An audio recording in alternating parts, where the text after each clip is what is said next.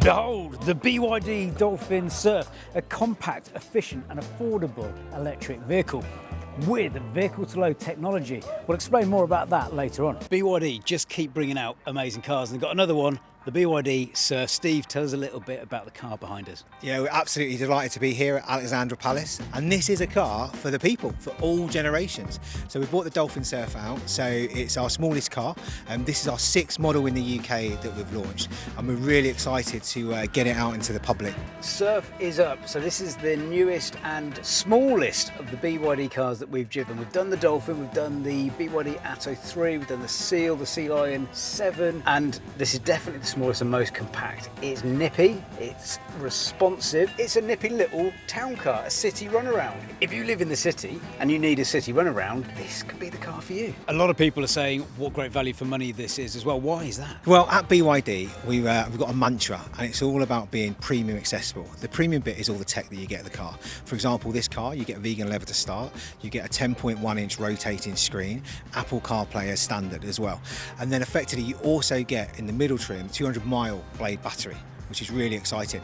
And again, we talk about the affordability. So as I say, you get loads of tech on the car, but actually from a price perspective, it starts from a PCP offer of $269 deposit and $269 a month. And I took this home for the weekend, last weekend, just to put some miles on it and see what I felt of it. And I loved it. And actually, I sort of brought it home, and I was getting lots of looks in the village where I live, and then put it on, and my 21-year-old son come out, and I'm trying to convince him it's his next car as well. If you squint, if you really squint, I am getting Lamborghini Urus vibes off this, and it is designed by Wolfgang Egger. Absolutely, and do you know what? You're not the only person to say that. There's been a number of reviews recently where they've been calling it the baby Lambo, so let's hope that catches.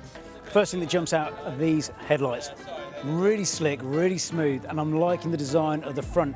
Now this is slightly taller by about 2 centimetres and slightly shorter than the Dolphin, but you don't have any compromise in the back, as we'll find out later on. Not a massive fan of the styling here, but like this little bit of character that they've added with those flexes there.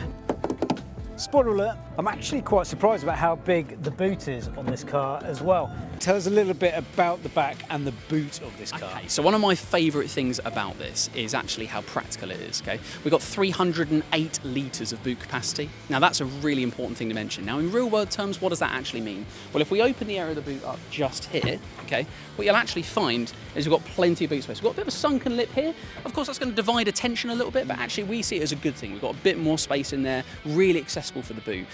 I want to know about what's underneath that false floor. There's a further amount underneath. So when you actually lift up that area, we've got a further bit in place. It's absolutely lovely in terms of what we can see. We've got plenty of space located in there. You could almost get in. I think if you've got a dog, the amount of space that you're given there by the fact you've got no exhaust system gives you that extra bit of room. I think the whole point with this car is that it's nice and, it's great with its kind of, attracting people in certain ways. In fact, we've just seen an example of that now. It's nice that this car kind of enables a bit of a different segment, which we don't currently have. We're not a part of. We're so excited with this car, starting price of under £20,000, an amazing practical boot.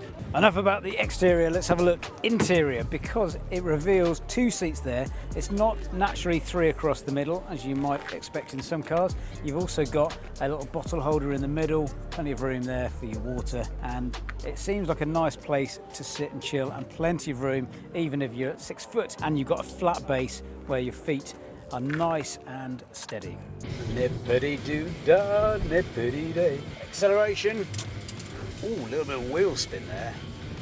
Woo, okay, good. If you need to get off the lights quickly, if you're having a race with a moped, not a problem in this.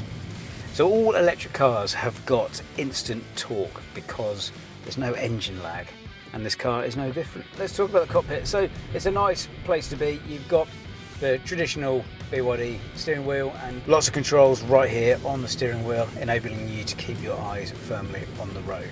You've got the rotating touchscreen as well, one of the party tricks of the BYD cars, so you can either have it in landscape or portrait, depending on your preference.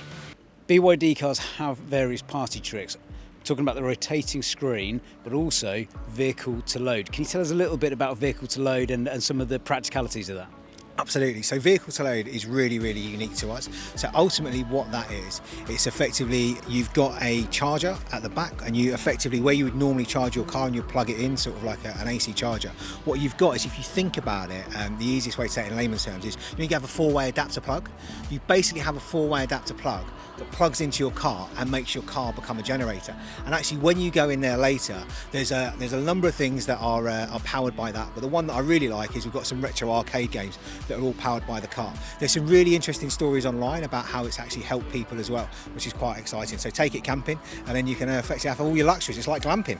Do you know what? If you're learning to drive, this would be a really good car for that. There's loads of cameras. It's very safe. It's easy to turn around. You've got good view over your left shoulder, your right shoulder, good solid car, and it's a Dodgem, so you know, put your foot down and it goes. But don't drive it like a Dodgem, because you bang those into other vehicles. For me, there's a couple of things. Firstly, that it's fun. Firstly, that it's comfortable, and thirdly, that it's safe. For me, it's, you know, when we're bringing cars to the public, it's all about safety as well, and this car is really, really such a safe car. And actually, from an insurance group, and again, this lends it to our younger listeners, it's only a 14A insurance group. So again, it's a real good proposition to get into more and more people into this car. But it's got a decent range as well. Decent range, decent 0 to 60 time as well. So the top spec model, the comfort trim, is 9.1 seconds to 60, up to 200 miles of electric range, depending on which trim you go for. Okay, and actually that means really we've got a fantastic opportunity with this car, where people may think, you know, a great top speed, 93 miles an hour, if you do want to try and give it a go in legal places, of course. But that means that this car is capable of all types of journeys across the UK. Would I have this as a second car? This would be brilliant for the school run. It's got 4 doors, so the kids can jump in and out, no problem. It's nippy, it's got a really good turning circle, you can park it really easily. So I'd say yes, this would be a good second car for us.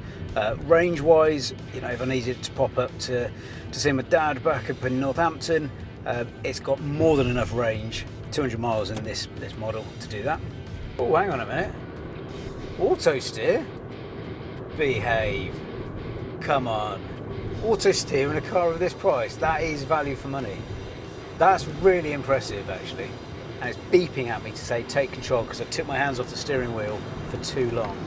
I do feel like I'm in a bit of a submarine in some ways, like an aquatic vehicle. There's no sunroof though, so I can't see any sharks circling above. If I had to describe this car in 3 words, driving wise, nice and nimble. Just an easy car to drive. It's idiot proof.